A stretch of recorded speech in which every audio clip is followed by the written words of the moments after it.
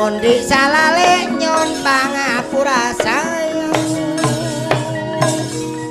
Panglewo nyon pangapura sayang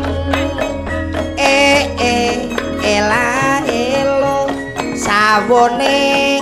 dipangan-pangan uler ela elo yen wong bodho aja ngaku pinter jok kecapan mundak kecakot pentil sawo sak kentol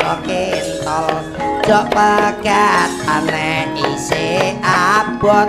bojo loro royongan onci tuku bak maneng Purworejo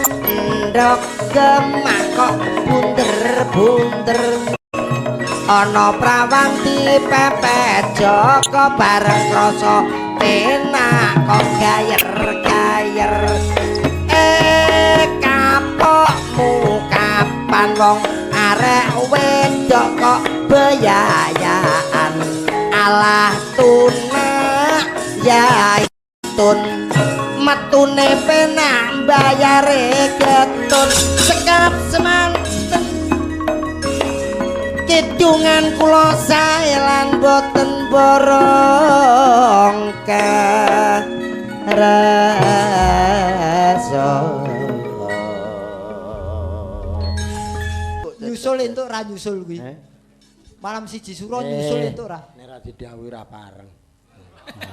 ini ngenteni didhawuhi nek didhawuhi kuwi berarti ana dawuh sing tenanan kowe karo aku ki masuk kategori urung didhawuhi wis aku kapan sore mau aku didhawuhi tanggal 1 suro kuwi kon resik-resik sing dalem kono kae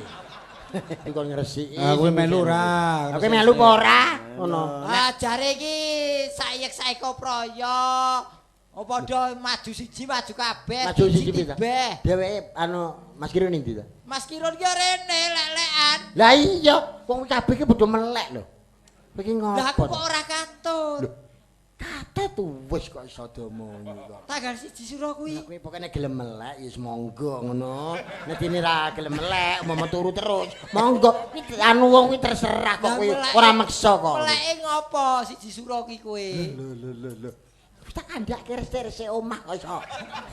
wong ora kowe iki jak omongan kok ora wong iki ki melek wayangan ndereke Mas Purba malam 1 suro neng ndi ning Pacé ngono lho lho lah wong aku ning bentis urung lakon lho kok kurang saka Pacé